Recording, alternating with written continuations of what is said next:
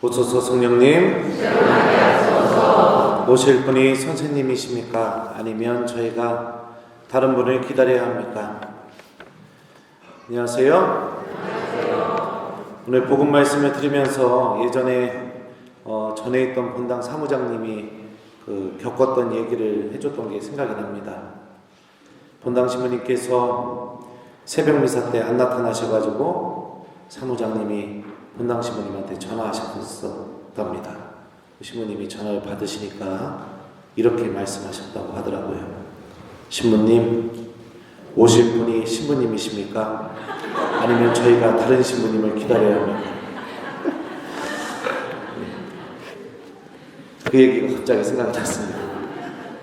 자, 오늘 세례자 요한이 예수님께 자신의 제자들을 보내서 정말로 예수님이 메시아이신지 알아보고 싶어 했던 것 같습니다.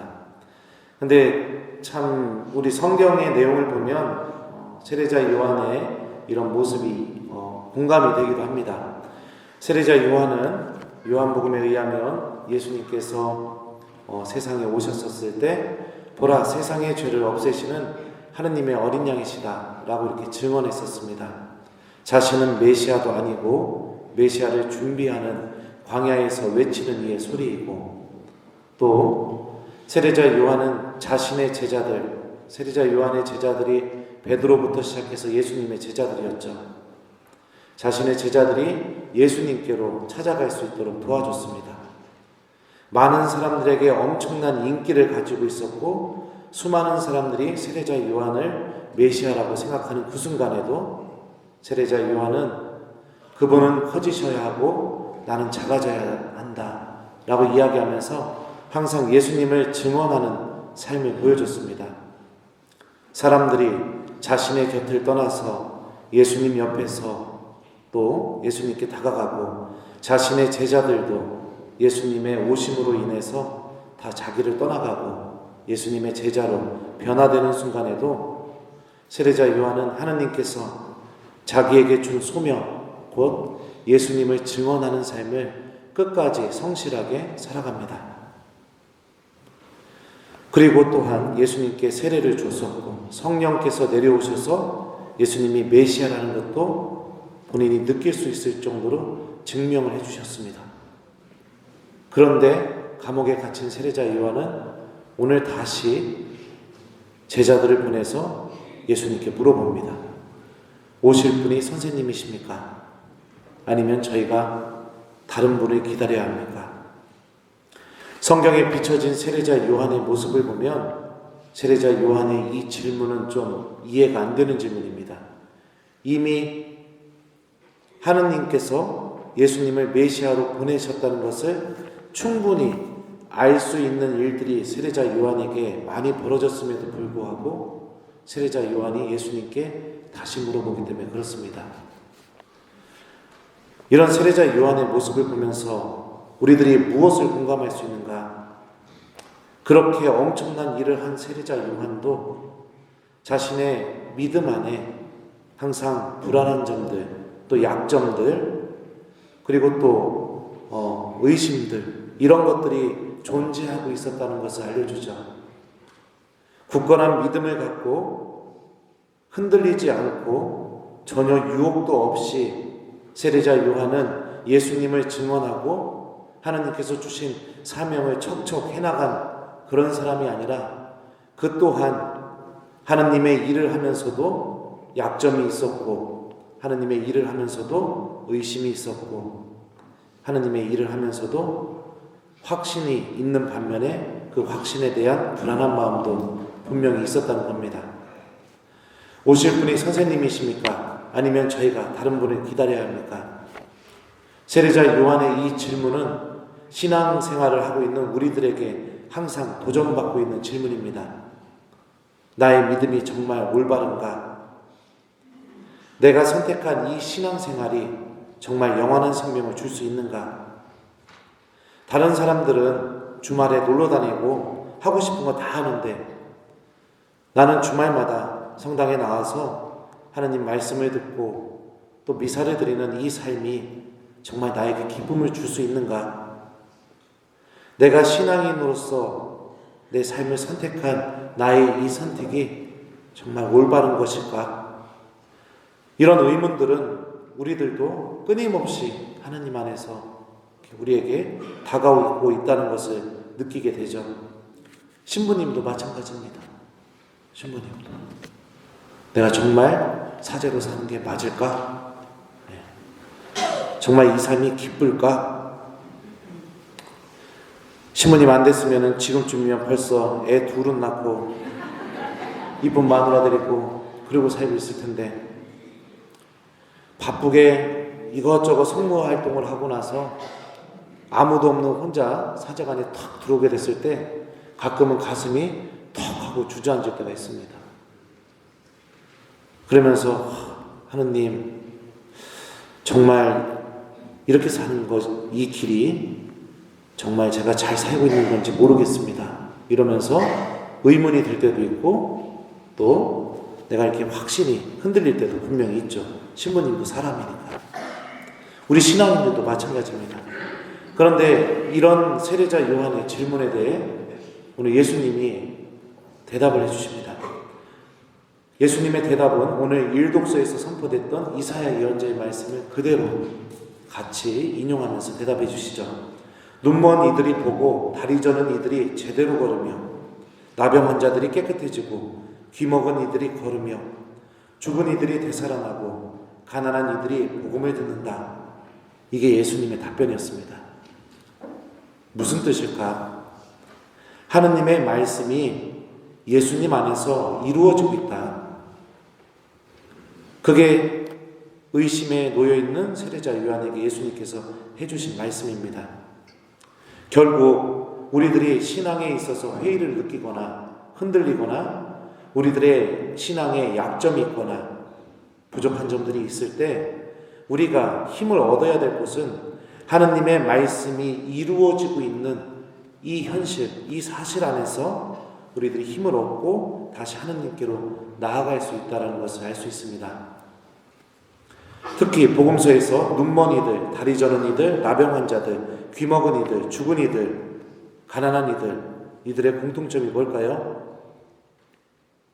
예수님께 다가가는데 주저하지 않았던 사람들입니다.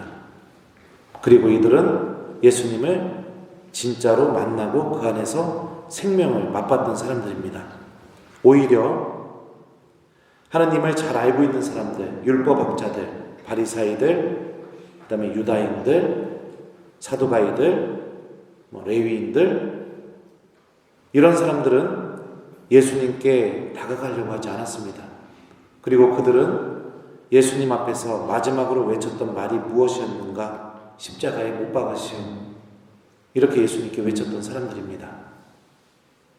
결국 오늘 이 예수님의 답변을 통해서 우리가 알 수 있는 한 가지 진리는 내가 흔들리고 내가 부족하고 내 약점이 있을 때 하나님 말씀으로 돌아가야 된다. 그 말씀이 내 안에서 이루어지는 힘을 갖고 있다. 우리가 그 안에서 다시 신앙이 일어날 수 있도록, 다시 우리들의 신앙이 굳건해질 수 있도록 희망을 찾고 또 그 안에서 빛을 찾아야 된다라는 것을 알 수 있습니다. 유학을 마치고 한국에 돌아왔을 때 우리 천주교 신앙인들을 보고선 굉장히 깜짝 놀랐던 것 중에 하나, 굉장히 큰 변화가 이루어졌는데요. 그게 무엇인가? 많은 신앙인들 사이에서 신심이 사라지고 있다는 사실입니다.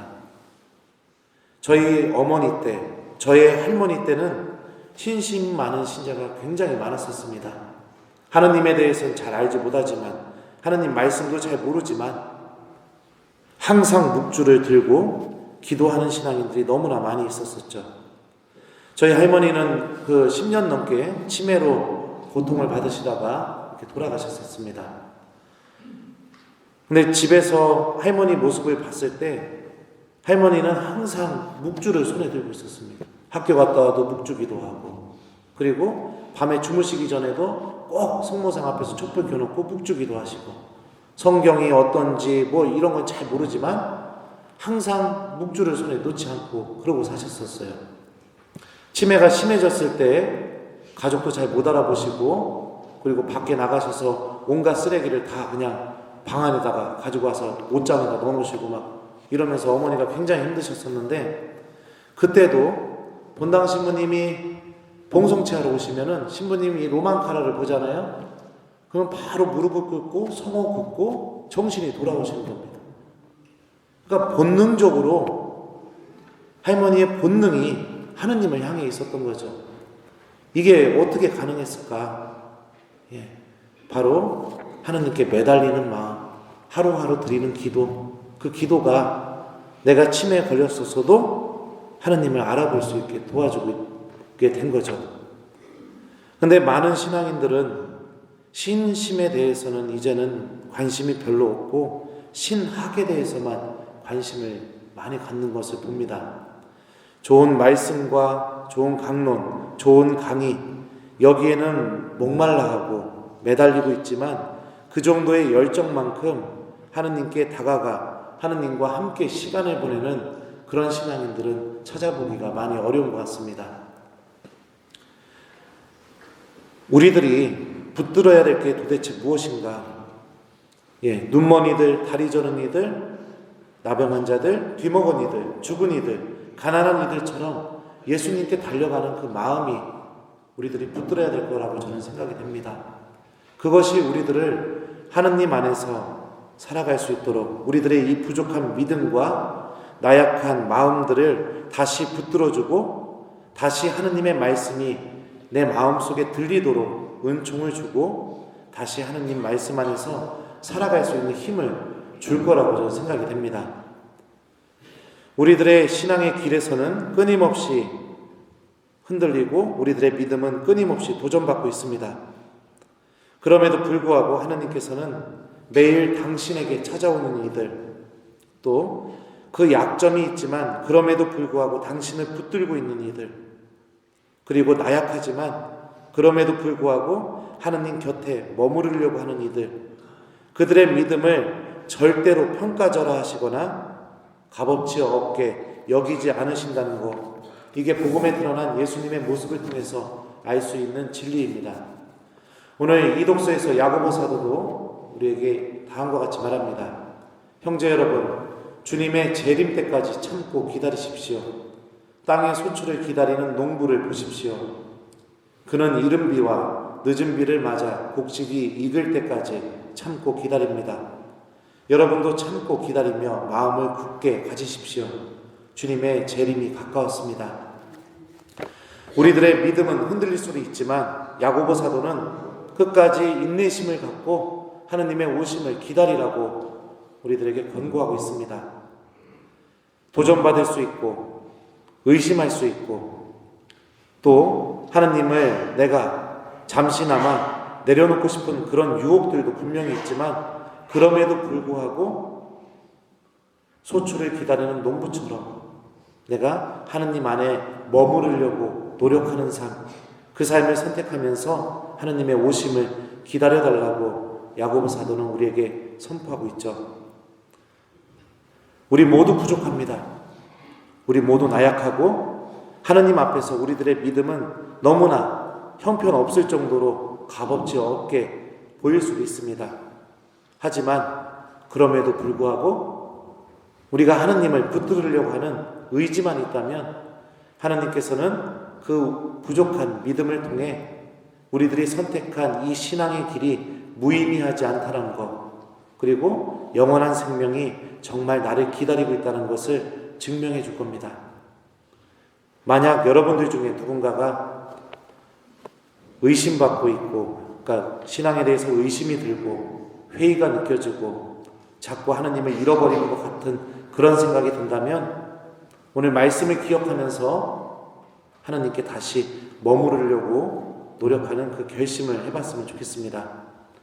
하느님의 말씀 안에서 하느님을 다시 찾고 또 우리들이 하느님께 같이 시간을 보내는 기도 생활을 통해 하느님의 현존 안에 머물면서 다시 나에게 찾아오시는 하느님을 잘 맞이하는 그런 신앙인이 되도록 노력해보면 좋을 것 같습니다.